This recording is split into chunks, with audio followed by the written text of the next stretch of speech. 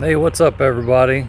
I'm out here on a beautiful day in Central Ohio, and I just wanted to go over a quick and easy tip to help you keep your trampoline from blowing away. Alright, I just mowed the grass. You can see the bare spot where the trampoline sets. There's my daughter's trampoline.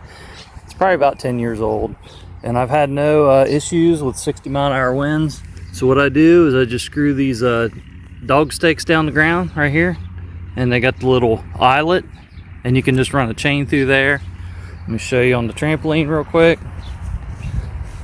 So I just got a chain that flips down.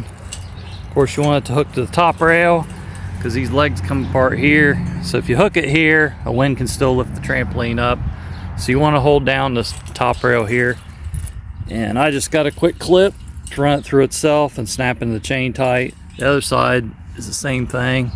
So I'd use a minimum of 2. One on each side. I put mine on the east and west just because that's typically the way the wind comes out. So I'll slide these over and hook them up. Alright guys, so there it is hooked up.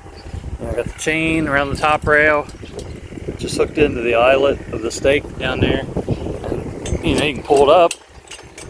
It holds, it's not going anywhere. Same thing on this side. East and west, there it is. This one has a different kind of quick clamp, just like a dog chain clamp there. I've had 60-mile-an-hour winds east and west, and this trampoline has stayed in the yard. So there it is, just a quick tip. Peace out.